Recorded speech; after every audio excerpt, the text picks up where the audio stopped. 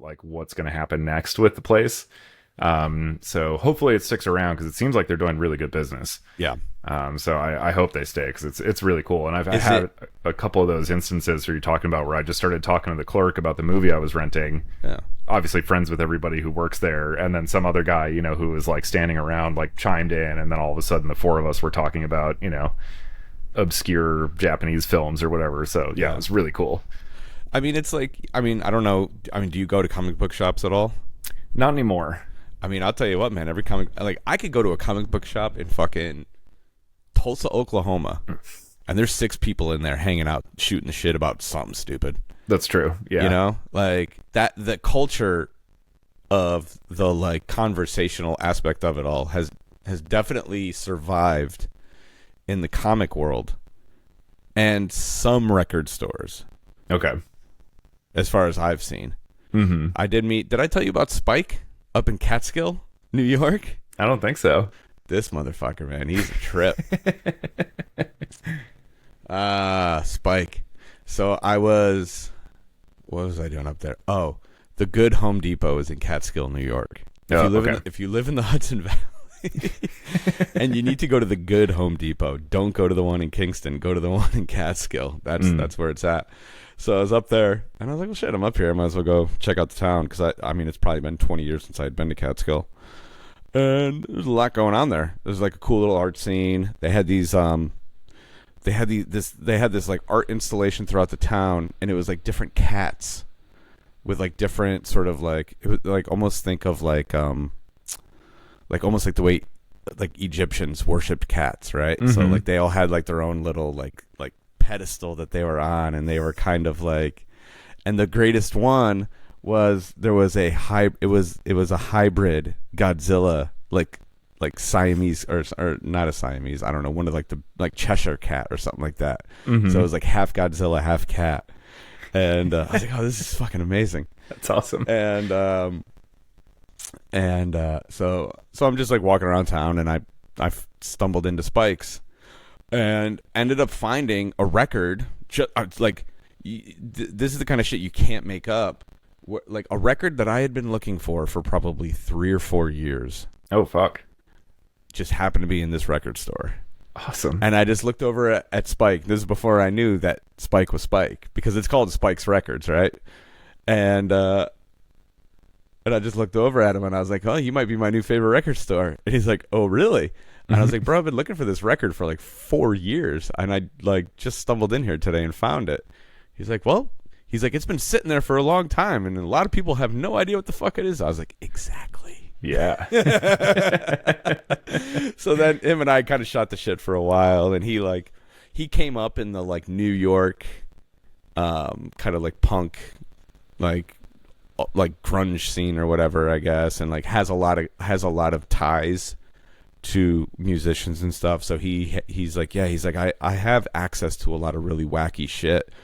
And, occasionally when one of my friends, needs some extra cash, they'll go into the basement and pull out a stack of stuff that's been sitting there for 25 years or whatever. He's like, so there's still a lot of cool shit that I have access to. He's like, so, but at the same time, it's like, I gotta keep inventory moving. So he's like, the more you come, the cooler the shit will get. I was like, cool deal. Nice. That's awesome. Yeah. A win-win. That's it. Yeah. Have you ever seen the movie Deathgasm? No. It's an Australian horror movie from like, I don't know, maybe like 7 years ago, 8 years ago or something like that. Came to my attention because in my film Chicago Rot, there is a very, very graphic murder scene where the murder implement is what I'll humorously refer to as a marital aid. Are they throwing them on basketball courts right now? No. Thankfully, our movie isn't full of misogynistic pricks. But yeah, we we viciously murder somebody with a dildo in the film, and then that is what they're throwing on basketball courts. You don't know about this? No, I do. Oh, okay. I'm just calling the people that are doing it misogynistic pricks. Oh, yeah, but you said no first, as in no, that's not what we used. Oh, I thought you were asking me if we were throwing them on courts. No. Oh, I okay. asked if the murder weapon is what is being thrown on basketball courts. Yes. Yes, It there is. we go. Yay. We went with the classic giant black dildo though. Yeah, of course. For the movie, blood looked good on it. That was actually a really fun prop hunting trip when I went to the sex shop and told them like what we were doing, and like all of a sudden the employees were like, "Here's like 10 dildos to choose from." Did they have to go to the back? Is that like a back room thing situation? Oh no, those were all. They were all right out there and ready to yeah. go. Yeah. I was like, it's a very corpulent man that we're dismembering with this thing, and it needs to go. We need to go all the way through his entire gut. So, I need a really long one. It's a great scene. But anyway, Deathgasm came out a couple years after Chicago Route, and also features a murder scene where the implement of destruction is a dildo. And so upon hearing this, I of course had to see what they did, and I have to admit they did a great job. It's really good. Did they do a better job than you? But there's this. So they went with a vibrator, and keep going. I want to hear. And there's some different opportunities that are available with something that vibrates. So. They went for the brains. We went for the guts. So yeah, we had a. You know what could be a really cool way to do that is to like have the vibrator be the battery for like an electric chair. Yep. Yeah. So every time it goes, it's like it gets zapped. So every time somebody receives pleasure, they get closer to death. Which is in fitting with the French term for an orgasm. Le petit mort is the little death, which is fun. But anyway, in Deathgasm, there is an incredible scene because it's also like very like metalhead kind of culture wrapped up in it. And so there's this really cool metalhead dude in town, and there's this like younger, kind of a little more shy, nebbish, dude who's super into it and stuff. But the two of them are at a record shop at a certain point.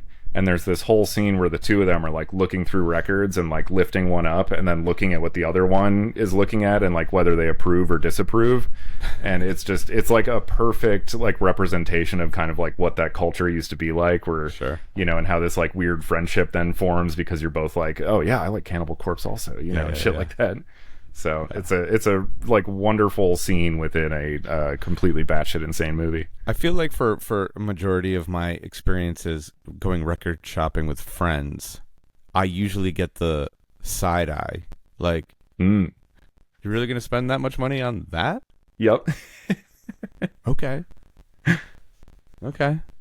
Because like, most people are like digging, for either shit that they're familiar with, or like a casual record collector, right? I want to get every Pink Floyd album, I want to get every Zeppelin album, I want to get whatever your thing is, depending on what generation you're from.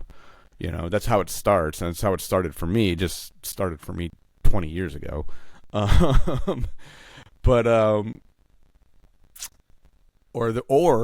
Or the other side of that is like, oh, where's the bargain box? Let me go to that. What used to be the $1 box is now the $5 box. And see what kind of goofy shit I could find, or whatever fun thing, or blah blah blah blah blah. And I'm like the first two places that I always go in every record store. No, and if they don't have at least one of the two of these things, I immediately leave said record store. Awesome. First and foremost, new arrivals. Okay. Yeah. Here's the thing. If you're a good record shop, I like this conversation actually. If you're a good record shop, right, and you're getting constant stuff coming in and going out, right, then that means that you have a good clientele more often than not, right? You don't just have people coming in to buy the new Taylor Swift record. You have people that are actually looking for old things or obscure things or whatever. Yeah, they're on the hunt. Yeah. So the new arrivals box is great because it's the least, it's generally speaking the easiest way to find interesting things, because depending on how big the record store is, like I don't have fucking 4 hours to go through your entire fucking rock section or your entire this section or that section, right? So it's like, let me just go through, okay, these are the last 100 records that came into the store. Great. That's what I want to look through. Right? Yeah. It's the Schrodinger's cat of the record store. It's whatever you're looking for exists in a superposition of both being and not being in that box. And until you look, it is neither one or the other. Yep. Love so, that. It's a fun way to keep it interesting. It's also an easy way to keep it moving. Mm-hmm. Right? Like, I have a list of things that I am looking for. That list is getting shorter and shorter. So, nice. I could go and be like, all right, well, I'm looking for this, Mahavishnu record, right? Hell yeah. I'm just going to go to M today. Mm-hmm. That's it, right? If it's not there, then moving on. I almost never just scroll through sections at a record store. So the new arrivals, and then the second one is the expensive shit, and it's getting less and less common to see that box. Okay. Because most stores are doing one of two things. One, they're putting the expensive shit on the wall behind the counter so everyone can see it, see how cool they are. Mm-hmm. Which is making my life more difficult because I can't see that far anymore. I can't tell you how many times I will walk into a record store and be like squinting and being like, what pressing is that? What year is it from? Motherfucker. And they'll be like, there are solutions for that. Oh, fuck you. I'm not wearing glasses. I agree. They're lame. I actually do have prescription glasses. Here's the funny thing. My eyesight has actually gotten better post pandemic. Oh. I had a pretty strong prescription in the aughts, right? Is that what you call the tens? The aughts? No, the aughts would be the zeros. Oh, okay. So in the 2010s, I had a pretty whatever, right? And then during the pandemic, when I didn't work for a year and a half, and I went and got my eyes checked, and I'm like, this is kind of interesting. They're like, you probably don't wear your glasses often, do you? I was like, I try as hard as possible not to wear them because I don't want to become reliant on them. They're like, well, your eyesight has improved immensely. Wow. Well, that makes sense because I haven't shot lasers in my face for the last 18 months, or I haven't been staring at the sun, right. That is the stage for 6 hours straight, and all of those like things. Without blinking for exactly an entire set, yeah. And they were like, well, you know what? Like you handled this the right way. Don't wear your glasses unless you feel like you really need to. That was literally the advice from my optometrist. That's hilarious. Yeah. So I have a prescription that needs to get updated, actually, because I think my eyes have actually, like, it's all minimal, right? But, like, it's getting a little harder for me to see far away. Okay. Road signs are getting a little blurry. Gotcha. Records behind the counter are getting a little blurry, but that's fine. It's all stuff I can manage. Yeah. Yeah. The same thing started happening to Hannah, and I finally convinced her to go see the optometrist or ophthalmologist, whichever one. And she went in, they were like, you actually have 20/20 vision, but your vision used to be better than 20/20, and it has now degraded to merely perfect.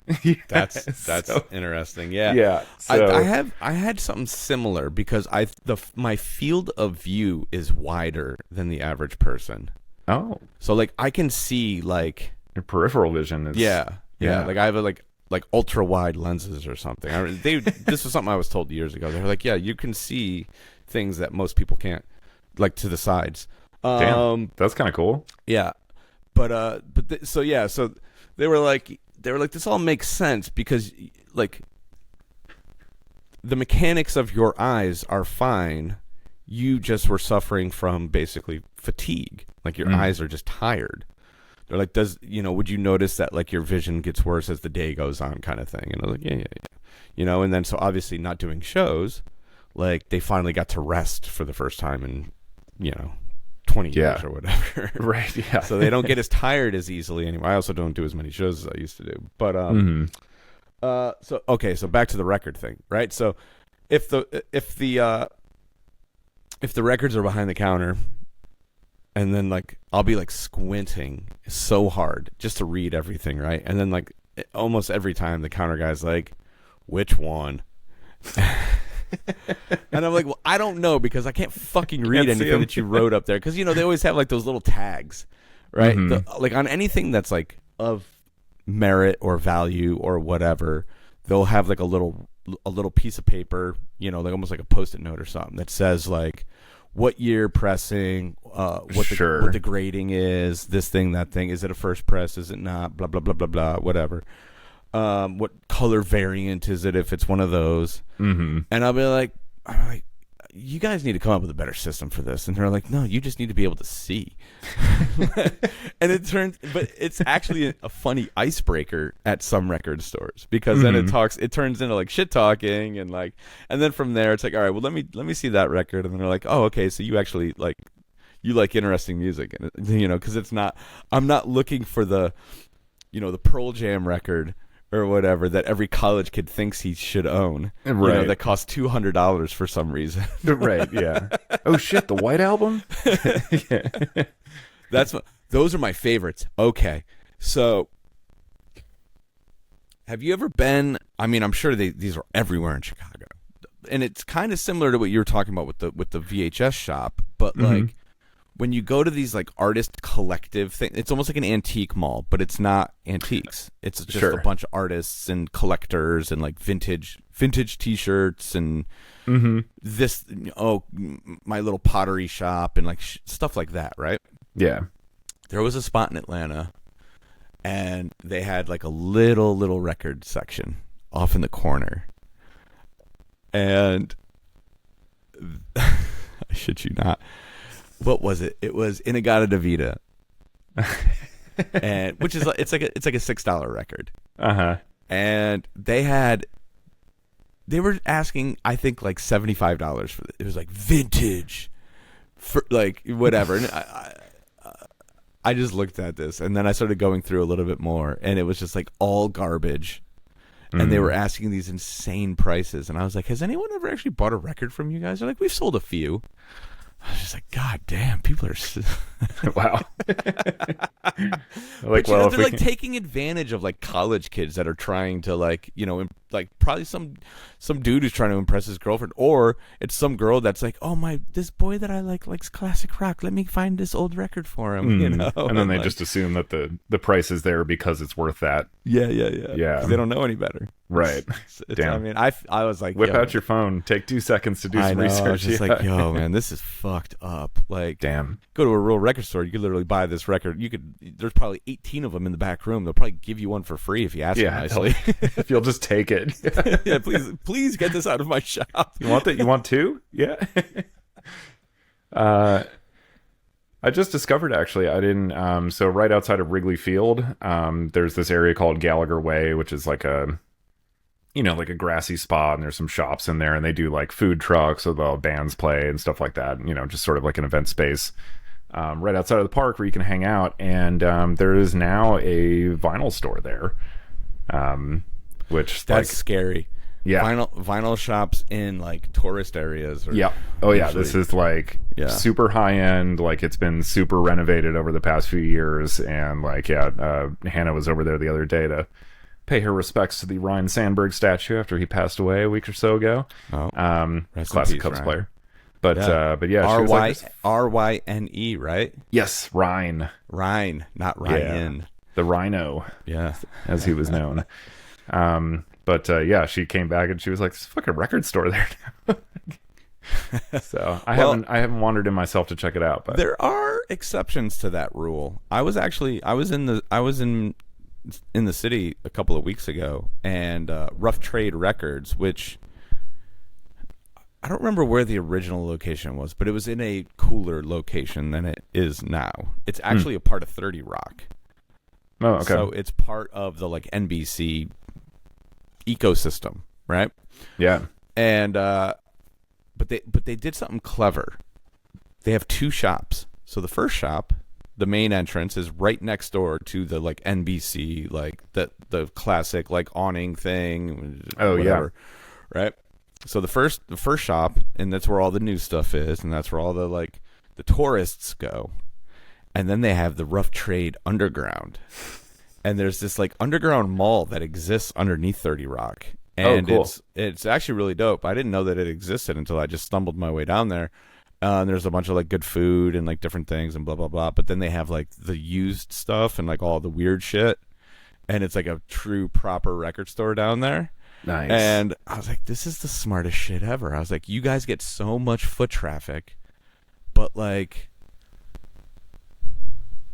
you're not encumbered by the weirdos being public facing. You stick them in the basement, and you have the best of both worlds. Like NBC. That's pretty genius. That's really good. Yeah. I was talking to the dude. I was like, how long has this existed for? He's like, I think we've been here for like 6 months. I was like, this is fucking brilliant. That's awesome. Yeah.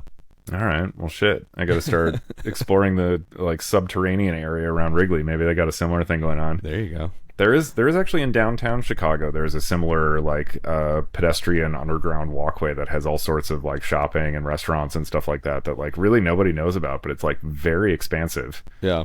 And there's actually some really cool stuff down there. So if you weren't sure, this is the stroke of midnight. We've been talking for 20 minutes already. We have nothing specific to talk about this week, so we're just doing one of our fun little potpourri episodes, if you will. Yeah. This actually all started with Dorian telling me about a 9/11 conspiracy theory. So Dorian, let the world have it. Let's inform the world why 9/11 actually happened. So the real reason behind 9/11 is Kermit the Frog. God damn it. This apparently this is like a somewhat well-known theory, actually. I had no idea. I am like way into conspiracy theories, and I've never heard this before. Okay. So before we go any further, obviously, 9/11 was a very serious situation. We do not make light of it. But yeah, it's been long enough. We can have a little fun with it now. Yep. And okay, yeah. So explain this again, because you sent me some text, and I was like, this can't be right. This can't be real. So in late 2002, so 9/11 was 2001, of course. In late 2002, there was a Muppet Christmas movie that came out. And in this movie, which takes place in and around New York, I believe. So in the movie, we're in New York City, and the Twin Towers are not there, of course. And however, there's a like It's a Wonderful Life kind of like moment in the movie where Kermit is given a vision of what the world would be like if he had never been born. And in this vision of the world, New York City is shown, and the Twin Towers are like clearly there in the background. So the implication of this is that because Kermit exists, 9/11 happened. We don't know what exactly, but we're shown the world without him. The Twin Towers are there. We're shown the world with him, and they're gone. So somehow Kermit the Frog existing caused 9/11. According to what might just be a gross oversight by the filmmakers of the Muppet Christmas movie from late 2002, or could have been their very intentional, like, hey, what if we just did this? Well, I will say this. So let's start here. When did Jim Henson pass away? Ooh, I want to say 90s? Okay. So he was gone by the time this movie was made. I'm pretty sure, yeah. Okay. I feel like I was young when he passed away. The first thing that comes to mind is Jim was a master at talking to both children and adults simultaneously. 1990, he passed away. Okay. Yeah. So, but I'm sure the folks that, he surrounded himself with that carried the torch after his passing, I'm sure they probably, if I was a betting man, and obviously I haven't seen this movie in a very long time, but I do know the movie that you're speaking of. I have to assume that was intentional. Mm-hmm. You know? It seems pretty like we're going to show New York and put the Twin Towers in like a year after this happened. Like it's pretty fresh on everyone's mind, obviously. Yeah. There is the defenders, I guess, of the Muppet Christmas movie creators claim that merely this is trying to represent the idea of the butterfly effect, and that Kermit the Frog might not have been directly responsible for 9/11, but it's one of those things that one small change causes enormous ripples that continue to get larger as time passes. So there's no direct linkage to him, but that somehow, him not being born caused this kind of butterfly effect. That I'll tell you what, as somebody who is oftentimes told he has too big of an ego, let's talk about having too big of an ego. To think that Kermit thinks so highly of himself that his existence either caused or didn't cause, or whatever the case may be, right. the worst had some sort of effect, yeah. On one of the worst days in the history, in modern day, or whatever. That is some out of control ego, Mr. the Frog. So let's dial it back a little bit. Yep. But yeah, this is one of those things. Maybe it's more of like a within film circles kind of like conspiracy thing. But yeah, I've never heard it it has before. persisted. I've like, it's one of those things I forget about, and then I'm reminded of it like every couple of years, and I'm like, oh, yeah, that might... I'm like, because Joe Rogan is a huge, like, he loves conspiracy theory stuff. He loves to just hear about it. He doesn't buy into all of it, but he does probably buy into more things than the average person.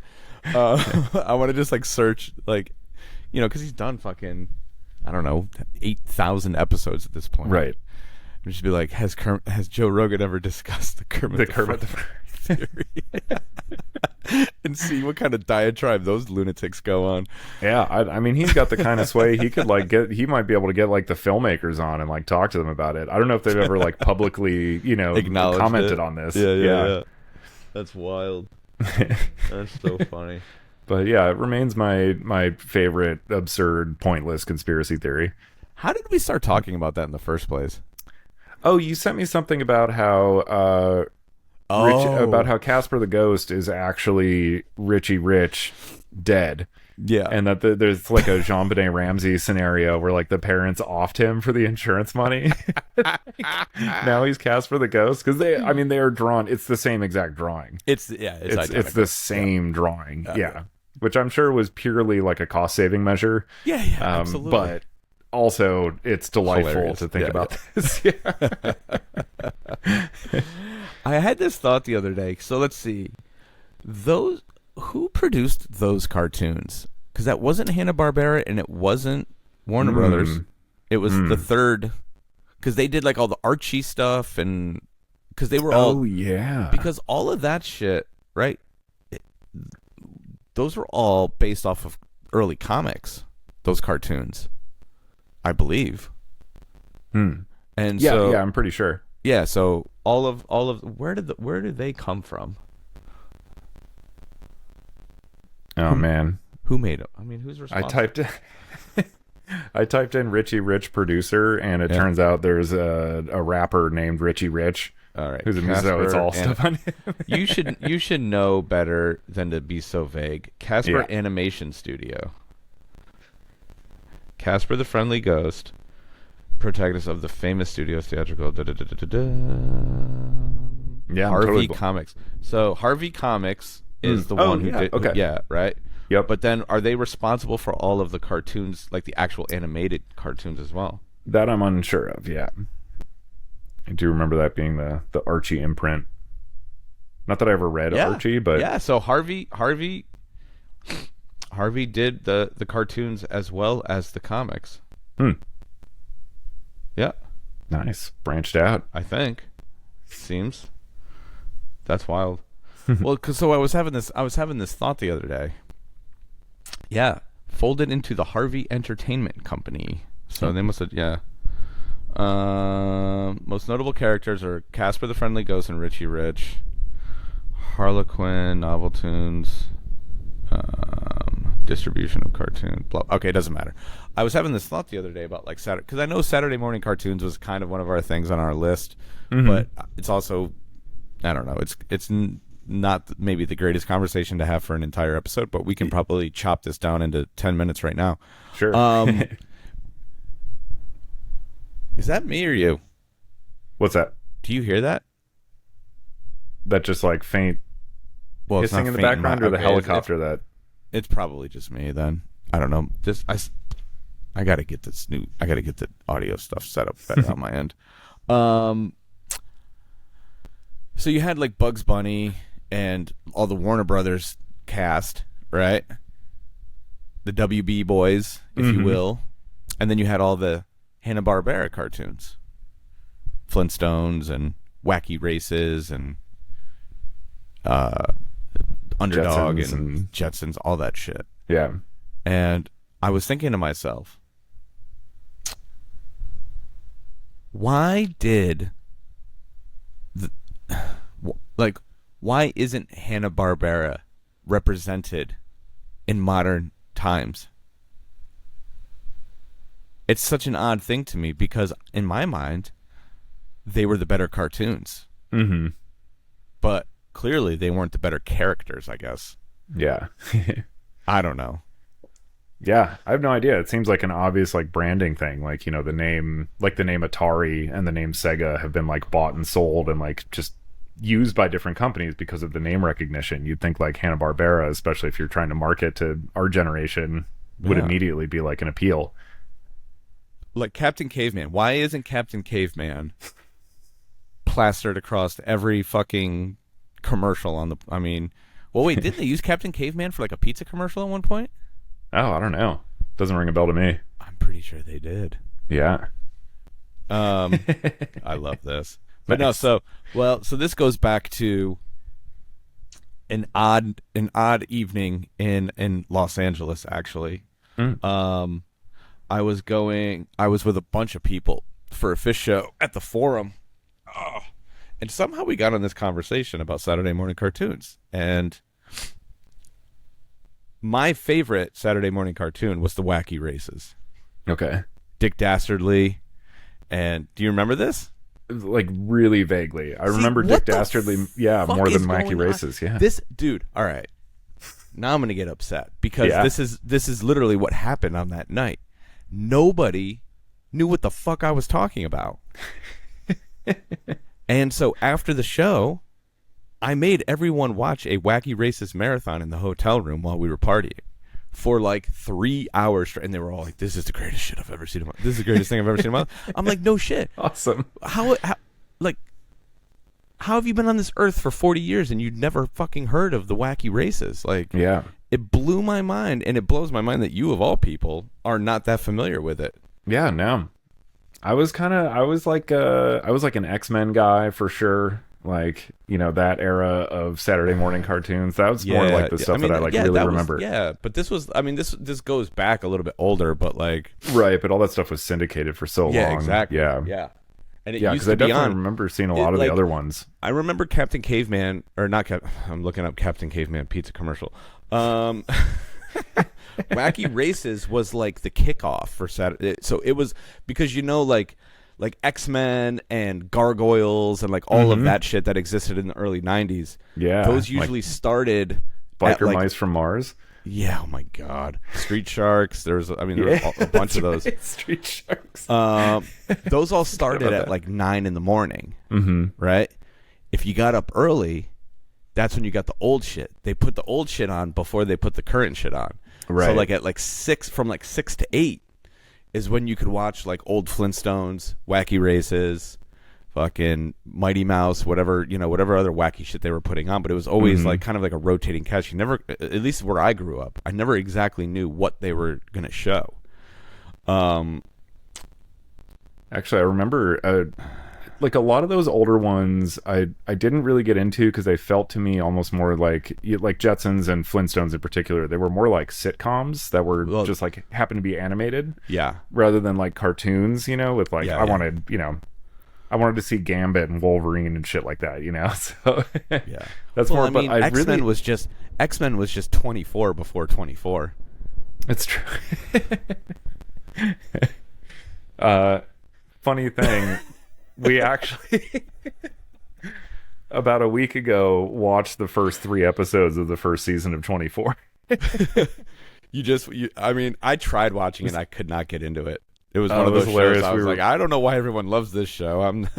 Oh yeah, it was probably pure nostalgia for us, but it was just like, I don't know. I appreciate when like a network TV show used to be that ambitious. Yeah. But yeah, it was hilarious. We like a couple of my friends got hooked. They've been watching it since. And one of my friends hit me up the other day. He's like, dude, I'm on season 3. It's like, that's hilarious. Yeah, it's really funny. So funny. But the one like really older cartoon that I did get into was Danger Mouse. Danger Mouse. Yeah, yeah. Yeah, which I think just because it was British, it had this like air of like fantasy and mystery to me that I was like, what is this? This is so weird and different. Yeah. Yeah, well, so I got down with Danger Mouse, but then beyond that, it was like I wanted all the modern stuff. I wanted the stuff, you know, that they were selling the toys for, which was exactly what they wanted. Yeah. Yeah, that's why they put their other stuff on early, because they're like, well, we don't have any toys to sell for these, but so I have like I have another shelf of VHS on the other side of the camera here. So I was just looking to see what I have over there. If there's any cartoonies, I got some South Park over there. There's I'm always looking at this copy of Streets of Fire on VHS that's like, it's literally right above your head on the shelf behind you. Yeah, yeah. And because I love that movie. Yes. Dude. Oh, fuck. Yeah. That's a good one. Yeah. That's a pretty solid one. Yeah, I haven't seen that in forever. The skate videos are so hard to find, man. People just are not letting go of them. They're so hard to get. Yeah, I can imagine. I have a couple of skate videos. They're actually rollerblading, you know, if you can call that skating. This is the good one. Which one's that? Oh, yes. Nice. This is Enter Magneto and Deadly Reunions. Fuck yeah. Yeah. This is like the collector's box, though. I have a few of these, and then I have like all the regular just like releases or whatever. Right, but that's like the foil one or something. Yeah, yeah. Nice. Oh, that's awesome. That's I haven't rewatched. I know they've done that like throwback revival, like X-Men '94 or whatever it's called now. Yeah, I never got a chance to watch that. I haven't either. My friends that have watched it though are like, it's awesome. It actually feels like the old show, and you know, looks like they went out of their way to make it look like it and everything too, which is cool. Here's the thing about all of these like throwback-y things is it can look like it should, and it can appear as though it should, and it can, but there are always these things that are off in like the dialogue, the way that people talk, and the words that they use. Yeah. And it takes me out of it instantly. Like when I was watching the like what were they calling it, that 90s show? Oh, I guess it would have been like the sequel to that 70s show or whatever, where like the Foremans are grandparents now or whatever.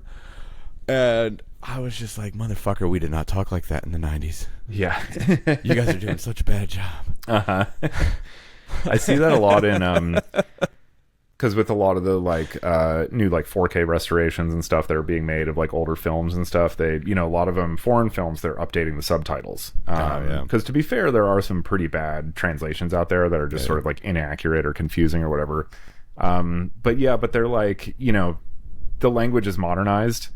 Yeah. Which also weirds me out, you know, when it's like, you know, I'm watching like a 1950s Japanese movie and someone's referred to as thirsty or something like that. It's like, no, they did not. Like, no, they did not. Why would anyone? I don't think even in Japan nowadays they use that term, you know.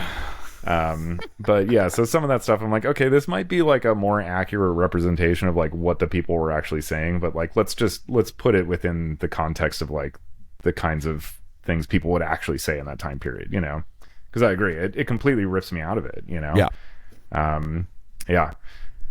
And you know, it's funny too, because actually I was just talking about this with Hannah the other day, because we watched Pi the other night, the Darren Aronofsky film from 1999, 2000.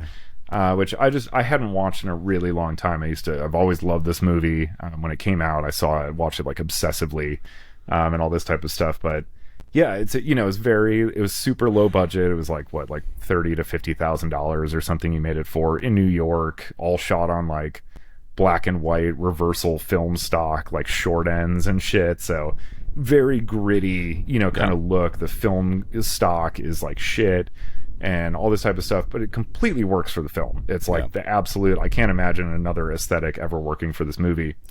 And you know, after watching it, we were talking about it, and it's still incredible. But yeah, that there's just like, it's kind of a shame that like now in the digital era, like nobody's ever going to have a first film like this again. Because like even if first off, like the cheap cameras, people are like shooting their first film on like their phones or whatever, and it's all very like clean digital stuff. True. You just got one of those fancy Super 8 cameras, right? But there's some kid who might have a little money to throw around might be like, I want to do this the right way, and maybe he will. It's possible. Don't lose hope. No, it's don't lose hope. I would like to remain hopeful, but I think what makes me say that is more so not the technology, but the fact that like anyone who chooses to do that now is kind of like inflected by nostalgia. Like this movie. Yeah. They're really because they're looking at it as this like old technology that they're getting to leverage, and they kind of like, I don't know, people can't seem to contain themselves. There has to be this like kind of tongue-in-cheek moment or like whatever, or it just has this kind of feel where they're sort of like fetishizing the film, Yeah. Whereas like Aronofsky, that like Pi, that movie is like, I don't know, it is it presents things in such an appalling way. Yeah. And is like, sort of like actively kind of like at odds with its image. It's not fetishizing any of this stuff whatsoever. Yeah. And in fact is kind of like going out of its way to like emphasize the really unattractive qualities of it and things like that. And, totally for narrative purposes and thematic purposes that are like brilliantly leveraged. But yeah, because I've seen there have been some people, movies that have come out, shot on 16 millimeter and like all this type of stuff. And some of them are kind of cool. They're doing it as a talking point, not as not for true intent of. Yeah, because there's no way that shooting your first feature on film is cheaper than doing it digital at this point in time. You're not doing it for financial reasons. You're doing it for like, we shot on film. Yeah. And what movie was shot on film? It, but... Ooh. Ooh, okay. Sorry, give me 1 second. I have to grab something real quick. I love this movie. I found my copy of Mac and Me. It's a hit over in the Weinzimmer household. And I actually had this funny thought about Dorian's not here for me to tell him this, but I'm going to attempt to give Paul Rudd a Mac and Me pin that I have. That's like this collector's pin.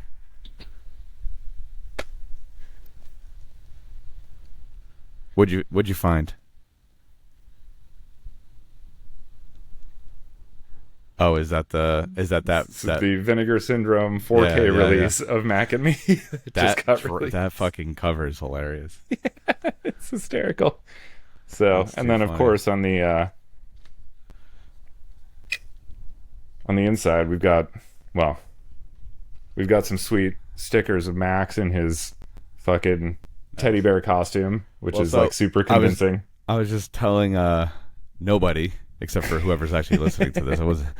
It occurred to me because remember I told you I have a handful of those pins, those collector pins. I'm gonna start carrying one around with me because I finally ran into Paul Rudd the other day. Oh shit! At the candy store, and I was like, motherfucker, I wish I had one of those pins on me. I'd give it to him. Mm-hmm. Be like, thank you for your service, sir. For 20 years of torturing Conan O'Brien. For keeping this movie in the cultural conversation for way longer than it should have. So I promise you that Paul Rudd, one of those pins is going to end up in Paul's possession. That's awesome. Yeah. Oh man, if this becomes if you start seeing him regularly, I might have to like send you my copy of the 4K Mac and Me. Just have him sign it. Be like, dude, can you sign my Mac and Me? Shit. Yeah, delightful movie. Anybody who hasn't seen it, it's if you've never seen a movie that exists at the intersection of E.T. ripoffs and I don't know, McDonald's and Chicago Tourism Board financing, then you are in for a treat. Oh, what brand TV do you own? I have an LG OLED. Yeah. So you might want to get a Samsung. Yeah. Do you know about Samsung TV? Like the streaming? It's not streaming. It's like their like fake version of cable that's built into all their TVs. Oh no. So they have these channels that are just they have the Alf channel. It's literally just Alf 24 hours a day. Amazing. Dude. And there's hundreds of these, like, in every genre. So, like, Conan O'Brien has a channel, and it just runs, like, old episodes of the Conan show and everything. And, like, what was awesome. some of the other funny shit that I saw? I'm trying to I wanted to, I was going to go through the whole thing, because there's tons of them. But, like, there's, like, a Duck Dynasty channel, so you can watch, there's only, like, 3 or 4 seasons of that show. Mm-hmm. And so I'm assuming you could just binge watch the entire series in, like, 2 days, but it's just running on repeat. That's amazing, dude.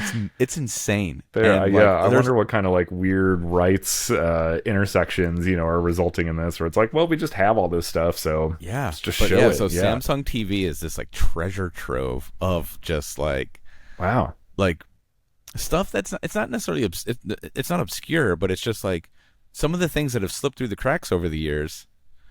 And now you have an opportunity to like just completely over ingest them, because you know what? They have an entire channel just dedicated to like the most random shit.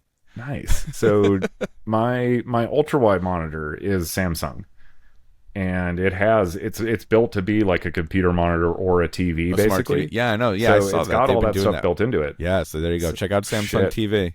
Okay, all right. Yeah. I know my afternoon. Go down the rabbit hole. They had like there's like a couple different like alien channels that had like the old UFO sighting shows on the History Channel before Ancient Aliens. Nice. And shit like that, like before Giorgio Tsoukalos took over the conversation. He's the fucking man. So have you heard about this this giant mothership thing that is coming our way?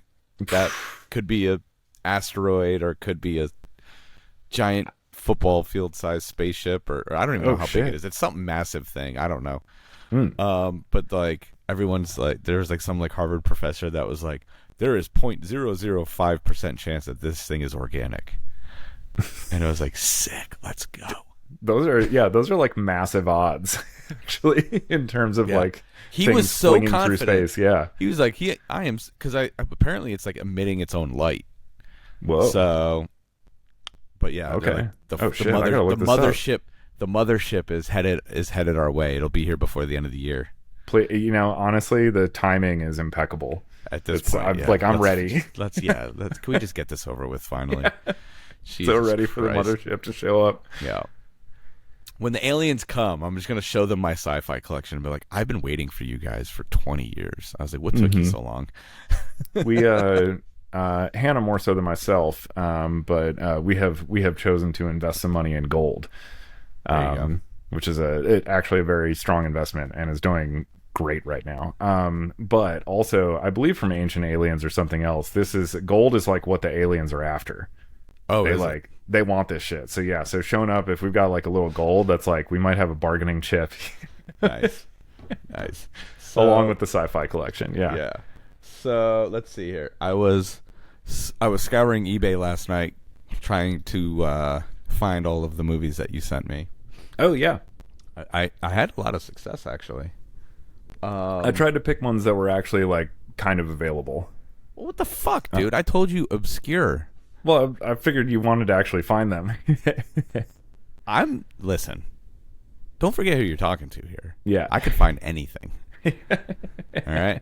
Don't be worried about a challenge for me. But in the course of my searching, I kind of went on a side quest and discovered a few interesting titles. Let's see if you are familiar with any of these. Nice. Rocket Attack USA. No, can't say I've heard that one. Sounds great. I love anything with USA at the end. Oh yeah, it's always because sign. I was trying to figure out what that Soviet sci-fi movie you were telling me about was. Yeah. So I found something similar, but it's actually French, not Soviet. Oh, okay.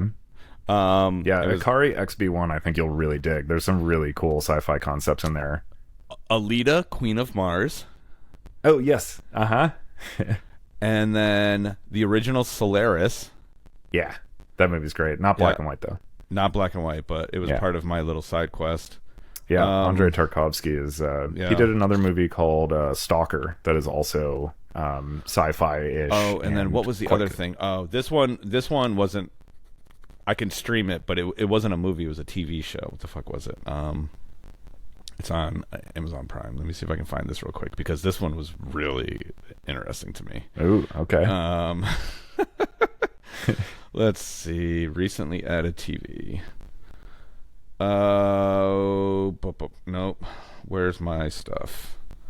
All right. Science fiction dilogy, 1974. There's only 2 episodes available. Ooh. It's a cult Soviet sci-fi adventure film. First episode is called Moscow Cassiopeia. Okay. And the second episode is called Teens in the Universe. Fuck. Yeah, dude. Okay. Episode 2 sounds incredible. I'll send it to you. It looks wild. I can't wait to watch it. I want to know what 1970s Soviet teens out in the universe looks like. Awesomeness. I'm sure. Pure unfiltered awesomeness. Well, because it's also the time when, like, like in the Soviet Union at that time, like everything was subsidized by the state because it was like all propaganda. So it's like even the crappiest stuff looks like it has a budget of like $1 billion. Well, did I ever show you? I have a collection of Russian cartoons from the 60s and 70s. Definitely haven't seen this before. No, I just saw it the other day. It's around here somewhere. I'll find them and I'll send you a picture of it. But yeah, it's like 4 different VHS tapes. And I can't tell if it's a bootleg or not, but whatever it is, it's amazing. And it's literally just this random collection of different cartoons that came out of the Soviet Union between like the early 60s and like late 70s. Nice. And it's fucking insane. It's so crazy. I wonder if there's this boutique label called Deaf Crocodile that has been doing a lot of restorations of like Soviet animated stuff. It's nothing like that. Yeah, it's nothing like that. Like this looks like it was made in the 90s. Oh, okay. Yeah, it goes back. Like whoever made this, whether it came from the Soviets or it was something that was made here, it's old. Mm-hmm. Oh yeah, that's what they're doing, restorations of like old stuff. No, but I'm saying this actual release. Oh is old. Like it was made 30 years ago. Sure. Nice. Yeah. That's awesome. Yeah, the little bit of stuff that I've seen that Deaf Crocodile has put out from some of this old, like the animation stuff they were doing in those days was actually like pretty wild. Yeah, they were doing a lot of really cool stuff. I feel like they may have inspired a lot of the psychedelic animation that we kind of recognize as psychedelic animation. I don't know who was doing it first, but I would assume that we probably, I mean, unless it just kind of happened naturally, but like I would assume that they would be, I mean, would we have inspired their stuff? I don't feel like they would have gotten our stuff. I feel like it would have been easier for us to get their stuff, right? Mm-hmm.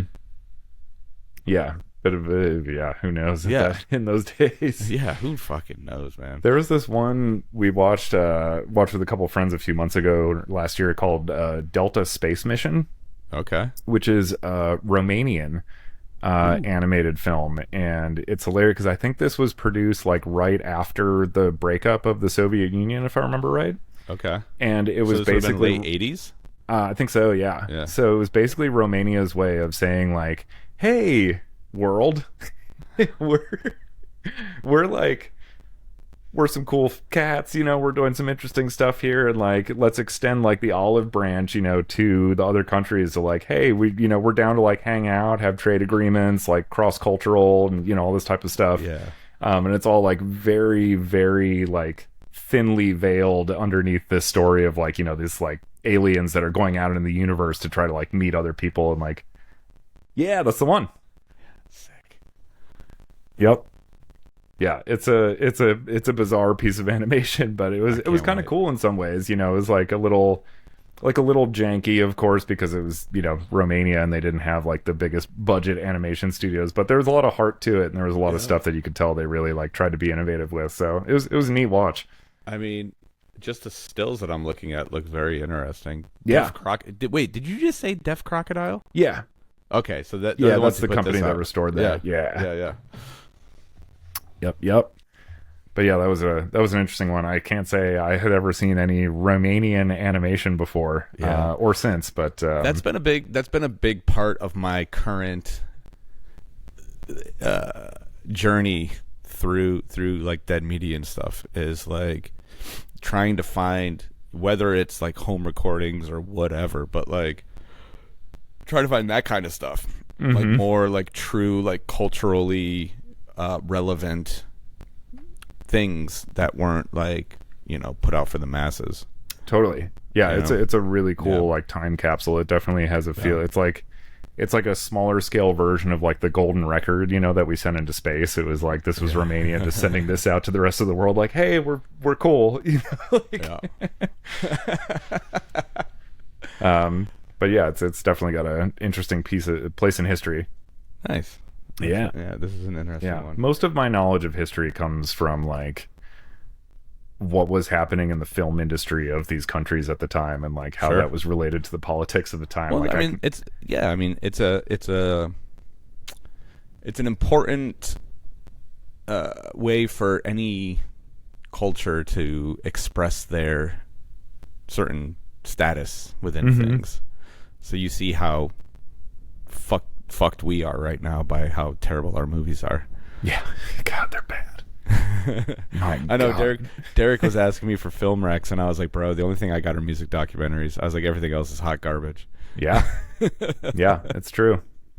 It is. I was like, I can't tell you a single movie that I have any interest in watching. Did we talk about Happy Gilmore 2? About how bad that was?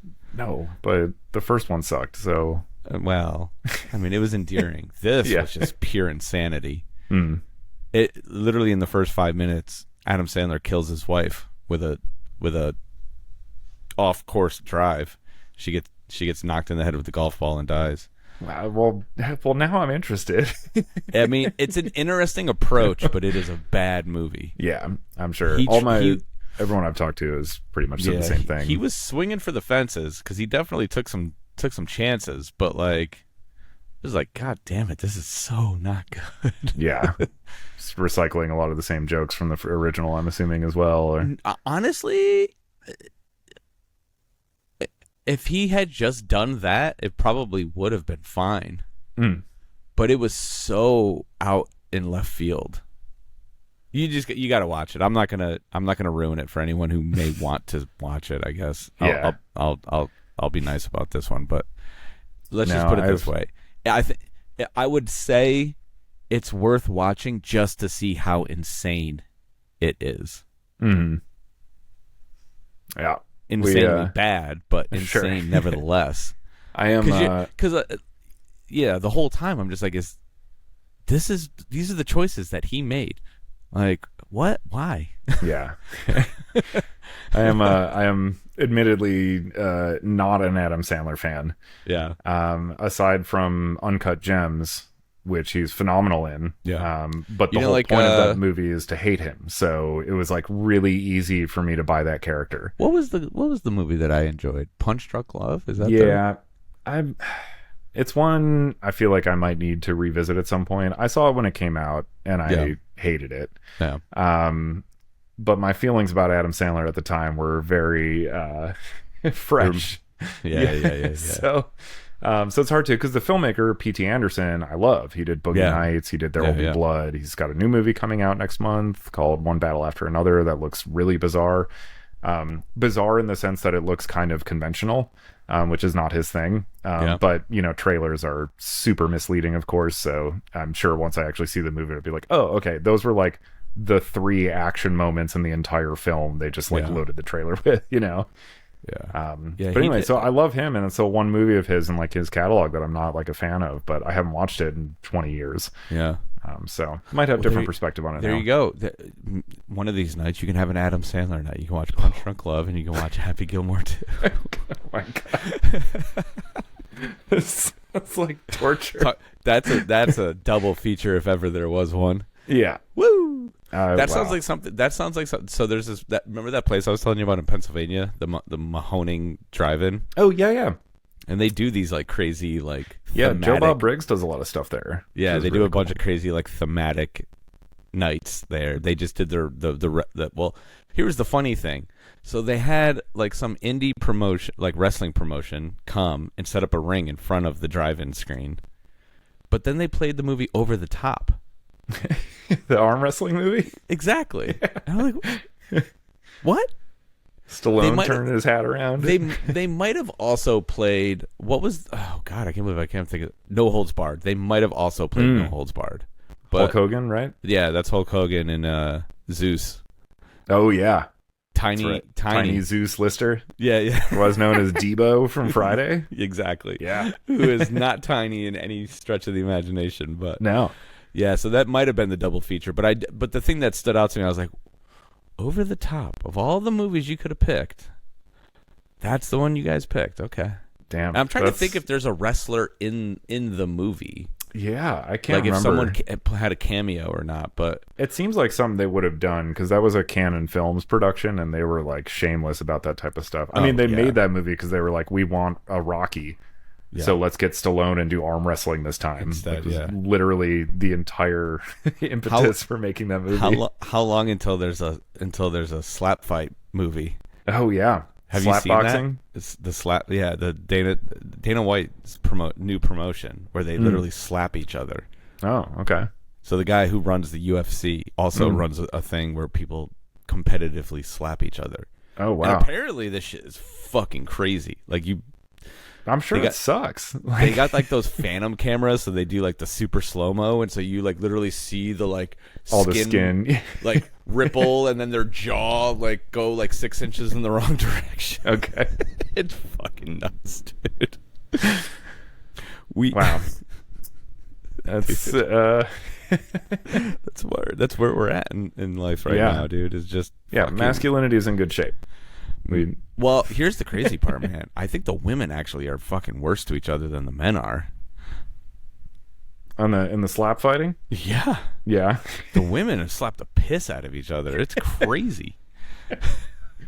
Okay. All right. Yeah. And they like talk shit and like I didn't realize the men this was just kind co-ed, of yeah. the men just kind of get up there and they're just like and then the women get up there and they're like rattling off like obscenities and calling each other the C word and like shit. Apparently the C word is one of the big no-nos still in broadcasting, whether it's YouTube or podcasting. The C word will get you in trouble, which I think is funny. Considered the most offensive word in the English language. Which is hilarious because every British person tosses it out there like it's that's what like I like about nothing. it. It's the most historic vulgarity. You know, like that word's been around since Chaucer. Like whatever. It's just like there's like respectable literature that uses this word. Yeah, and it has become just the no word. Mm-hmm. So, yeah, to all you C words out there, thank you for your attention. Does it? Yeah, I mean it really does hit hard when you actually hear it out in the wild. It's like wow. But I think it. See, I think the exact opposite. I find words like that so amusing because it sounds funny to me. Yeah, I think when I hear that word, I get the biggest smile on my face, and I don't know if it's because I just picture like. I don't. Jim Jeffries is Australian, but I'm trying to think of an English comedian that would have used it. But I think Australians use it as freely as English people do, and that's what I picture every time I hear that word. I just picture some crazy Brit or Australian saying overseas person in either direction, just tossing it out there casually, with a smile on their face. There's no malicious intent whatsoever. Right. Just breaking balls. It's just part of their part of their everyday language. Yeah, language is a funny thing like that. It's solid construction. It's a nice hard consonant on both ends. Like it starts and ends very decisively. Yeah, I get in trouble for my language way too often, and now my son's starting to repeat certain things, and I really got to watch it. Yeah, he goes so like. This is a good one. I don't know what I was doing, but I was like, what the fuck? Like, just not even thinking about it, you know? I was like, what the fuck? And then all of a sudden I was like, what the fuck? And I was like, oh no. Yeah, uh-oh. So now he says, what the what? What? Oh, okay. We got him to say, what the what? Nice. And so, but it still carries the context of the other version. Mm-hmm. And so Christina was like, you realize when he goes to school, and because he has like a little bit of a speech impediment, and if Hudson says what the what really fast, it sounds like what the fuck. Uh-huh. And I was like, yeah, he's not swearing, but everyone's gonna think he's swearing, and that's just as bad. Yep. So we gotta curb that. Yep. Well, everyone else in their head is just gonna. Now you're just forcing them to say it in their own head too. They're like, yeah. You hear that, and in your head, you're like, "He said what the fuck?" Yeah. He said what I thought he said, right? I was like, well, he meant what you thought he said, but he didn't say what you thought he said. Yeah. It immediately feels like a Band-Aid, you know? Yeah, exactly. It's like, oh man, you guys got to clean up you got to clean up that potty mouth, bud. Yep. So I get the look now every time. If something slips out, I can feel the death stare from my beautiful wife. You gonna start a swear jar? For me or for him? Both. Could be a way of bonding. I'll tell you what, mine's gonna fill up way quicker than his does. But. Yeah. Did you ever watch Mr. Show? I did. I was a little too young to really understand it when it was like actually out there. Sure. Yeah. Because that was what, early to mid 90s? 95 to 99, I think. Okay. Yeah. So I would have been 11 to 15 at that point. So there's a sketch on that show though that they do called Swears for Cares, and it's about a charity it's like swear jars, sort of like the Ronald McDonald House things you see places that they would just have these swear jars everywhere. So if you swear in like one of these public, you got to put a dollar in, and it all goes to charity. And they were like, there's a part where David Cross, Bob Odenkirk and David Cross were the two main guys on that, and Bob Odenkirk says something, that was like, so go ahead and make a little difference. And David Cross goes, make a little fucking difference, and puts $1 in the swear jar. That's exactly how I would respond to something like that. Exactly. I feel like that's what it would end up being. Yeah. Be like, well, now this is an excuse to do it, because that's I have $1 in my pocket. I just whatever I paid. Well, so one of the interesting things about this area is there are a lot of people that only take cash. And so for the first time in a long time, I'm like carrying cash on me again. Yeah. And yeah, I'm like, you know what? I got $1 in my pocket. Let's make it a good one. Mm-hmm. my vulgarity offset dollar. Yeah. You're like, this. I'm gonna make this one really worth it. Mm-hmm. So I got this $1 burning a hole in my pocket. I'm dying to spend it right now. Yeah, because at the end of the day, what's $1 going to get you anymore, right? Yeah. So you might as well. It's like if I have a 5, then it's all right. I'll hold on to this. But if I just got $1 in my pocket, like, all right, fuck it. It's just making my wallet bulkier. I may as well slim down a little bit by getting rid of it. The video store that I was telling you about is also, they'll take cards and stuff, but if you pay cash, there's no tax. Yeah, of course. So I'm just, I'm carrying cash again now too, just because of that. I'm like, well, after the movie, might go in there and buy a VHS or something. My favorite is the bagel shop in town. So cash only, but they do have an ATM.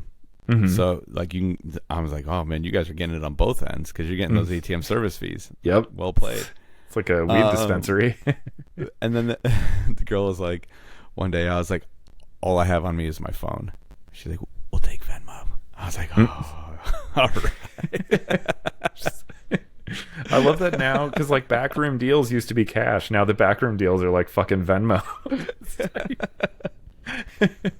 Don't let anyone know. I can't believe I just used Venmo to buy a fucking bagel with lox. Yeah. Got a good bagel shop? Oh, it's amazing. Yeah. Yeah. Are they the chewy bagels? Is that like the New York bagel, like the really chewy ones? So there's two types. There's the chewies that are a little like tighter. Yeah. But then you also get the really big fluffy ones that are almost they're almost like airy, and that's what I need. Yeah. There's a New York style bagel place that opened, and Hannah and I love bagels, and there's not a good bagel shop in Chicago that we've found, to be honest. So this New York bagel shop opened up, and it was like I had to stop halfway through my bagel because my jaw was sore. Yeah. Because it was like just so chew. I couldn't like bite it. Yeah. You know, I was and like they won't wrestling. toast it for you either, right? Right. Yeah. Those are the funny spots. Those are like those spots are like the quintessential, like, not to sound crass here, but like those are the Jewish bagel shops. Mm-hmm. There's a difference between a Jewish bagel and a New York bagel, and that's kind of where like so like the real deal like Jewish bagel shops, they cook them like not to order, but like they're as fresh as you can get them, and they refuse to put them in a toaster. And yeah, it's like chewing on silly putty. Yeah, it's like a part-time job, to try to eat this thing. Yeah. So yeah, I was I haven't been back. To be honest, I mean, it's probably good if you're into that. Right. I am a bigger fan of like the airier bagels that like you toast them and they kind of poof as you bite them. Yeah, that's where I'm at. Okay. Yeah. Cool. Well, thanks for clearing up the confusion, because Hannah and I were sitting there, we're like, is this the New York bagel everyone talks about? Like, it's fucking horrible. It's like almost like a pretzel. Yeah, it really is. Yeah. Really is. Yeah, but there's like stuff inside, and you're like, I think I got in a bagel sandwich too, so I was like trying to take a bite out without like all of the innards like sliding out, as I pulled the bagel away. It was quite a challenge. Speaking of pretzels, so this week is the one of the biggest weeks in town here in Rhinebeck. We have the Dutchess County Fair, and this fair is gigantic. Okay. It's massive. It's the biggest fair I've ever been to in my life. Nice. And so we took Hudson there the other day, and one of the like guaranteed things that he'll eat is a grilled cheese. And we walked all over this fair. Kid. We walked all over this fair trying to find him a grilled cheese. We could not find him a grilled cheese. So then I found him. There was an empanada stand, and they had a cheese empanada, and I was like, "It's a cheese pie. It's basically the same thing." He's like, "Nah, I don't want that." So I got him one anyway, and I was like hopeful. I was like, maybe if I take a bite, he'll take a bite. He's like, no. He took like the tiniest little bite, and he was not into it. And Christina found this place that did like Arby's roast beef sandwiches. That thing was fucking incredible. The food options at this fair are insane. There's so many like little gourmet. It's like almost food truck style, but not quite. And then, they got the standard fare, like the fucking, fried dough and deep fried Oreos and all the junk food and all that stuff. But then there's like all this other stuff. And then I found these dudes like the way the fair kind of goes, it like snakes back and forth a couple times in like different directions. But if you go to this one corner, there's this other road that like kind of juts back, and it's kind of hidden. Like you wouldn't find it unless you were looking for it, kind of thing. And it's not obvious that there's like all of this other stuff down there. Yeah, there was, like, lobster rolls. There was this like dill pickle place that did like deep fried pickles, but then they did like pickled grilled cheese. They did have a pickled grilled cheese. So the one grilled cheese that I found in the fairgrounds was pickle flavored. And I was like, I don't know if Hudson's going to be into this. This is a little wild. But then there was this like grilled gourmet cheese isn't salty enough. Yeah, get some brine in there. Yeah, exactly. Awesome. I'm gonna try it. We're actually going back tonight. Hell yeah. Christina's parents just got to town, and so we're going again tonight. So I'm like saving up. Like all I've eaten today is a protein bar and a smoothie, and I'm like, I'm gonna starve myself the rest of the day, and I'm gonna go eat all this crazy food that there is to offer at this awesome. fair. But so I found this gourmet pretzel guy, and they were like making them fresh. Like there's one dude's like running the dough out, right? He's like rolling it and doing all this shit, and then he cuts it and he hands it to the next dude. The next dude ties it off, and they're just conveyor belt style, right? Yeah. Like, and I was like, oh, these guys, they know what's up. And so we got this pretzel, and it was the one thing that Hudson was like actually happy to eat. Thank God he ate something other than ice cream. But they had like that like liquid magma nacho cheese. Oof. Mm-hmm. You know, I try to eat healthy. I try to eat healthy these days, but that stuff's like crack to me. Oh yeah, I could put that on like old boot leather and be happy. Exactly. So come back for seconds. Yeah. So if you want a bomb ass pretzel with some burn your mouth nacho cheese, go to find the pretzel stand in the hidden alley at the Dutchess County Fair. Damn. They're open for 3 more days. Actually, I was going to say, how long does it take to drive to New York? By the time this podcast drops, the fair will be gone. Unfortunately, I did. So they brought in like a professional stage and everything, and they have live music every night. Cool. And so let's see. Last night was Get the Lead Out. I'll give you one guess as to what that was. Who tribute band? Exactly. Yeah.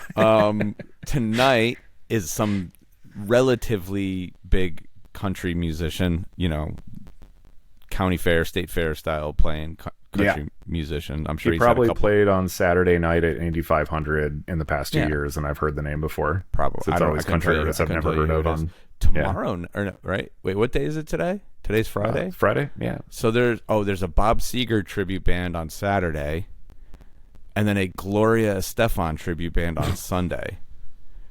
And the one legitimate act that they had played on Wednesday night, and of course, it had to fucking rain cats and dogs. And I was like, as much as I want to go see this band, I'll tell you who the band is in a second. I was like, there's not a chance in hell that I'm standing in the rain at a county fair to watch these guys. Mm-hmm. And it was Cheap Trick. And they're like one of those bands that like I've loved for my entire life, but I've never actually had an opportunity to see them. And of course, they're playing literally a 5-minute walk away from my house, and it had to just be raining cats and dogs. I was like, oh man. They still played. Oh, I nice. could hear them from my front door. Professionals. Like when I went outside to take the dog out, they were rocking. I was like, oh man, they're cooking out there. I was like, but I'm not doing that. I can't. They're from a town called Rockford, which is like an hour away from Chicago. Yeah. And I have a number of friends who are from Rockford, and I've been there a couple times, and basically the whole town is like Cheap Trick is from here. That's like their claim to fame. Yeah. And I think like some of the band members might even still live there. Probably. But yeah, there's a fast food place there called Beefaroo, which I believe is a financial interest of a couple of the members of Cheap Trick. Okay. So even like the local board of fare, bill of fare is like Cheap Trick controlled, and like you go in and That's it's like, amazing. oh yeah, here's some gold records. Well, they have what's that? Live at Budokan, right? That's like shit, yeah, considered like one of the greatest live albums of all time. Yeah, that was like, I feel like for a long time that was just like shorthand for the live album. Yeah. It's like, oh, it'll be like you're live at Budokan, you know? Yeah, exactly. Or like Frampton Comes Alive, I guess, but yeah. Sweet. Well, yeah. I think we've been rambling on long enough. It's quite a ramble. It's been a last thing though, just because I'm quite cheese obsessed. Has Hudson been exposed to the pleasures of the raclette sandwich? He hasn't yet. Okay. Well, actually, did he have one? So there was a Christmas, what did they call it? It's whatever the German. Oh, the Christkindl. Yeah, there you go. The Christkindl, like little. Mm-hmm. Yeah, they always have raclettes there. Yeah. Yeah. So the where they did that in Atlanta was pretty close to our house. We went there last year. I'm trying to think if he actually had any of it or not, though. I know we got one. I'll tell you what, man. Like, we had one at a Christmas festival in Paris one year. Like, Jesus Christ. Yeah. It was like one of the most insane things I've ever eaten in my life. Yep. Yeah, I did. There was a street fest in Chicago a couple months ago that they had some, and Hannah and I split. The first night we went, we didn't know they were there, and we split one, and we were both just like losing our minds over how good it was. And then I did the next day exactly what you're doing right now. It's like, I'm going to eat the bare minimum amount of food so I can go there and like just wolf down an entire one of these myself. And it was the greatest idea I've ever had. Hell yeah. Hell yeah. I know. There's like, I'm like trying to because the way that the fair is laid out, there's like food in like 4 different areas of the fair. So I'm trying to think to myself like, okay, if I find the best thing in each zone, I can like eat whatever I'm eating on the way to the next zone, and then by the time I get to the next zone, I should be ready to go. I'll be ready, yeah. And then just bop, bop, bop, throughout the course of the evening. I think, obviously we got to play games and take the little monster on some rides. He actually took to the rides way better than I thought he would, which was awesome. Nice. So that was reassuring because, you never know how a kid's going to react. Like they see it and they're like, ooh, that looks fun. But then it's inherent.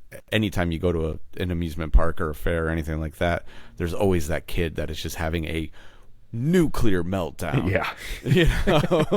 And like, thank God it was not my son. Nice. So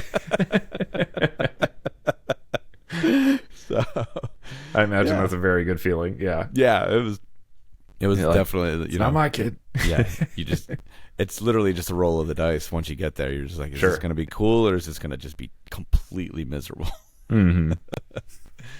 So that's what I'll be doing tonight. I'm going to be I'm going to spend way too much money at the basketball game because I always do. I'll tell you what, man, they got those rims rigged real good this year. Oh yeah. I had like 4 of them that were like in and out, and I was just like, oh, you motherfuckers. Like, what angle do you have these sitting at? Because like, normally I can figure it out pretty quickly. Mm-hmm. These guys got me, man. They got some new math going. I must have shot because they were doing what? They were doing 3 for 5, 7 for 10. So I've taken 14 shots. By 14, I can't think of a time in my life where it took me 14 shots to get one in. I didn't hit any the other night. Damn. So I got to go redeem myself. So if I send you a picture of a 4-foot tall stuffed animal dog that looks like Benson, you know I finally got a shot, because that's the thing. They got these motherfuckers rigged so good. One shot is all you need to do to win a 4-foot tall stuffed animal. Wow. Okay. So they're feeling confident. Yeah. Yeah. They got it dialed in. They're like, none of you motherfuckers are making this. It's never happening. It's like actual Knicks players there, just like, what the fuck? Yeah, exactly. So stay tuned to my social media. If you see a giant stuffed animal picture on Instagram in the next 24 hours, or by the time you listen to this, you know that I hit the impossible shot. Yeah. Greg sorted out the angle. Got That's it. Love it. All right. This has been the Stroke of Midnight. Till next time. Peace. See ya.